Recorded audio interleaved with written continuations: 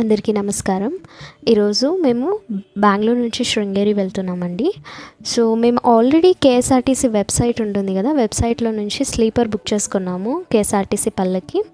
ఇది మనం KSRTC enter అవుతాం కదా, ఎంటర్ అయిన తక్షణమే ఇక్కడ బస్సెస్ అనేది అవైలబుల్ ఉంటుంది. సో ఇక్కడ చూసారు కదా, శృంగేరి నార్మల్ బస్సెస్ కూడా ఉన్నాయండి. ఇన్ కేస్ మీరు సిట్టింగ్లో వెళ్ళాలి, నార్మల్ ఆర్డినరీ అన్నా కూడా ఇక్కడ నుంచి వెళ్ళొచ్చు. డైరెక్ట్ బస్ దొరుకుతుంది శృంగేరికి. సో ఆల్రెడీ మేము పల్లకి బస్ అనేది బుక్ చేసుకున్నాం కాబట్టి మాకు పల్లకి స్లీపర్ బస్సు దొరికిందండి. సో స్లీపర్ బస్సెస్ అన్నీ కొంచెం లోపలగా ఉంటాయి. లోపల వెళ్ళేసి మనము టెర్మినల్ 2 అలా వెళ్ళేసి అక్కడి నుంచి బస్సెస్ అనేది దొరుకుతుంది అనమాట. మనం బుక్ చేస్తే వాళ్ళు చెప్తారు, డ్రైవర్ డీటెయిల్స్ అన్నీ మనకు మెసేజ్ వస్తుంది. ఇంకొకటి నేను చెప్పేది ఏంటంటే, మీకు ఏమైనా వామిట్ ఇష్యూస్, వామిట్ సెన్సేషన్ అలా ఉంటే వామిట్ ట్యాబ్లెట్ తీసుకోండి. ఘాట్ రోడ్డు చాలా ప్రాబ్లం అవుతుంది హ్యాబిట్ లేకపోతే. హెవీ ఫుడ్ కూడా నైట్ టైం తీసుకోకండి ట్రావెల్ టైంలో. సో మేము around 4:30 morning, early morning temple ముందే మాకు డ్రాప్ చేశారనమాట. మేము రీచ్ అయ్యాం శృంగేరి.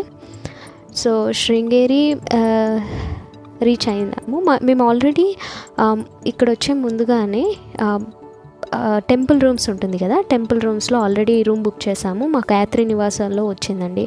అక్కడ ఒకటి ఆఫీస్ ఉంటుంది. ఆఫీస్లో వెళ్ళేసి మనం ఇలా బుక్ చేసి చూపిస్తే వాళ్ళు ఐడి ప్రూఫ్ అన్నీ వెరిఫై చేసి మనకి కీ ఇస్తారు. కీ తీసుకొనేసి మేము యాత్రి నివాస్కి వచ్చేసామన్నమాట. సో మన వచ్చిన తర్వాత రూమ్ అనేది ఉంటుంది. ఇదే అంటే మేము తీసుకున్న రూము. సో రూమ్ అయితే క్లీన్ ఉంది, బట్ బెడ్స్ అవన్నీ అంత హైజీనిక్గా నాకు అనిపించలేదు. హవెవర్ మేమైతే జస్ట్ ఫ్రెష్ అప్ అయ్యి వెళ్ళాలనుకున్నాం. బికాజ్ మా ప్లాన్ ఏంటంటే హొరనాడు కూడా కవర్ చేయాలనేసి 1 డేలో. అందుకోసమే శృంగేరిలో ఫ్రెష్ అప్ అయ్యాము. 5:30 నుంచి హాట్ వాటర్ స్టార్ట్ అవుతుంది అన్నారు, టైమింగ్స్ ఉంటాయి. సో మేము స్నానం చేసి అక్కడి నుంచి ఫస్ట్ ఒక 6:30 అరౌండ్ స్నానం అంతా అయ్యి రెడీ అయిన తర్వాత 6:30 అరౌండ్ అక్కడ ముగించుకొని టెంపుల్కి దర్శనానికి వెళ్ళాలనుకున్నాము. విద్యాభారతి అనేసి కూడా ఇంకొక రూమ్ ఉంటుందండి, బట్ మేము బుక్ చేసినప్పుడు అది అవైలబుల్ లేదు. మా గాయత్రి నివాసంలోనే రూమ్ అనేది దొరికింది. సో 6:30కి వచ్చాము దర్శనం చేసుకుందాం అనేసి. సో ఇదే అండి టెంపుల్ ఎంట్రన్స్. ఏంటంటే మేము ఇంత అంటే ఘాట్ రోడ్లో అన్నీ వచ్చినప్పుడు మాకు చాలా టైర్డ్నెస్ అనిపించింది, స్పెషల్లీ హ్యాబిట్ లేని వాళ్ళకి. బట్ ఇక్కడ వచ్చిన తర్వాత ఎంత ప్రశాంతంగా ఉందంటే, అసలు ఆ వైబ్స్ కానీ అది చూస్తుంటేనే మనం ఏం టైర్డ్ అయ్యి వచ్చి ఉంటాం కదా, ఆ టైర్డ్నెస్ అంతా వెళ్ళిపోతుంది. ప్లస్ ఇక్కడ ఏంటంటే మనకి ఏది పొల్యూషన్ ఉండదు. మనం ఎప్పుడు వర్క్ చేస్తాము, చాలా హడావిడిగా ఉంటాం కదా లైఫ్లో. సో ఇక్కడ ఏంటంటే అంత ప్రశాంతంగా అనిపిస్తుంది, రిలాక్స్ అనిపిస్తుంది. ఆ ప్రకృతి కానీ ఆ ఎన్విరాన్మెంట్ కానీ చాలా అంటే చాలా బాగుంటుంది. సో ఫస్ట్ మేము ఇక్కడ ఎంటర్ అయిన తర్వాత మనకి ఒక గణేశన్ దేవస్థానం ఉంటుంది, అంటే ఆలయాలు ఉంటాయి.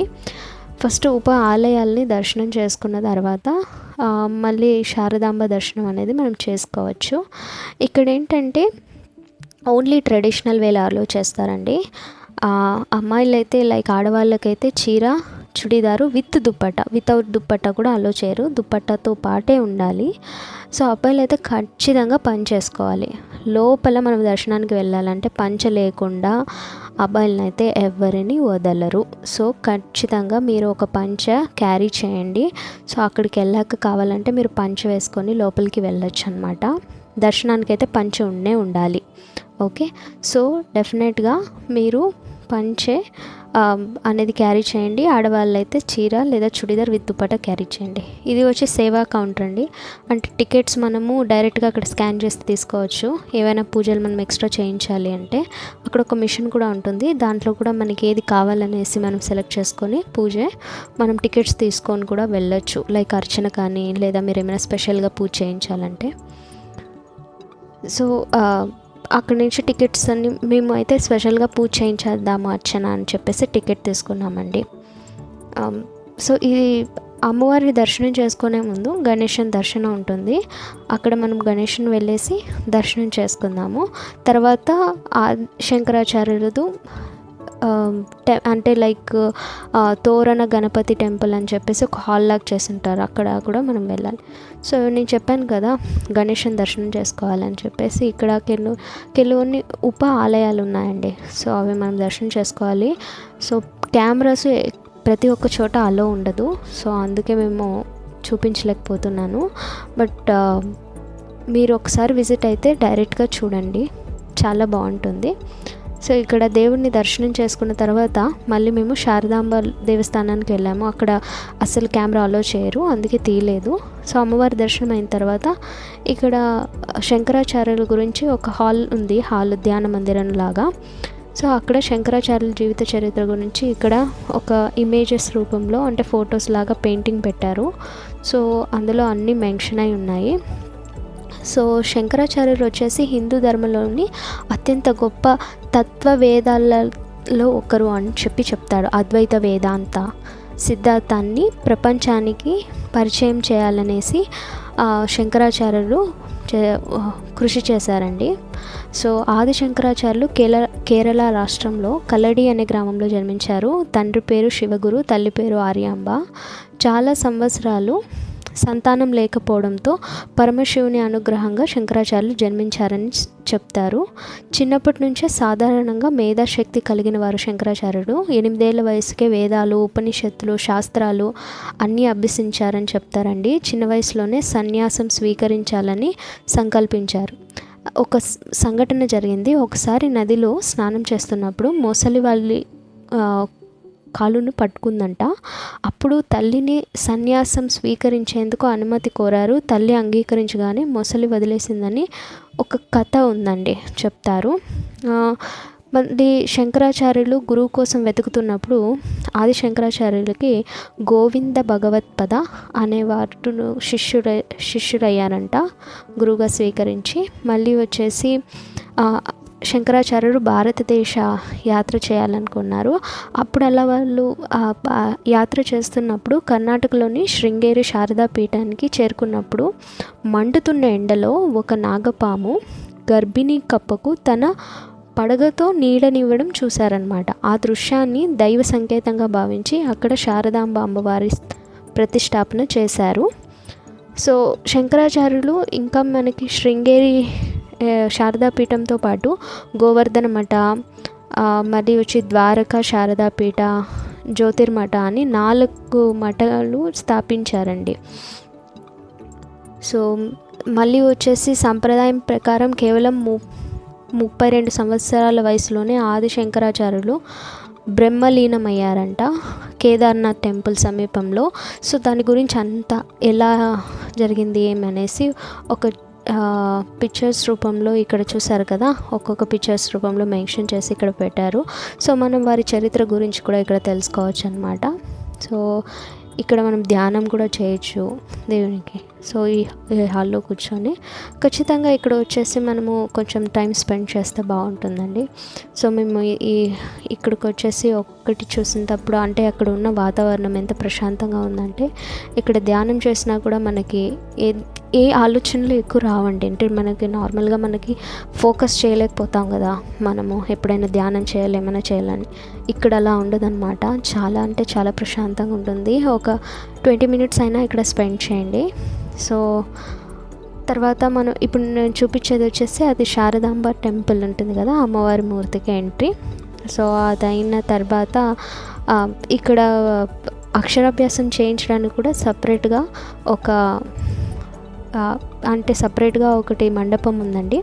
అక్కడ అంతా నిల్చుకున్నారు కదా అక్షరాభ్యాసం చేయించడానికి. మనం టికెట్ తీసుకొని అక్కడికి వెళ్ళేసి చేయించుకోవచ్చు. మేము యాక్చువల్లీ వచ్చింది నార్మల్ డేస్. సో మేబీ వీకెండ్లో వస్తే కనుక మేబీ చాలా రష్ ఉండొచ్చు. సో అమ్మవారి దర్శనం అయిన తర్వాత అక్కడ ఇంకా కొన్ని ఉపాలయాలు ఉన్నాయి, వేరే వేరే దేవుళ్ళు కూడా ఉన్నారు. సో అవన్నీ మేము దర్శనం చేసుకున్నాము. నవగ్రహ దర్శనం చేసుకున్న తర్వాత నేను స్టార్టింగ్లో చెప్పాను కదా కప్ప కథ అని చెప్పాను కదా, ఆ కప్ప ఏమైతే ఉందో, అంటే కప్ప పాము నీడనివ్వడం ఇలాంటి సంఘటన జరిగింది ఇదే నది తీరంలో అనమాట. అక్కడ దాని చిత్రాలు కూడా ఉన్నాయి, బొమ్మలు కూడా వేశారు అక్కడ చిన్నగా చూడొచ్చు.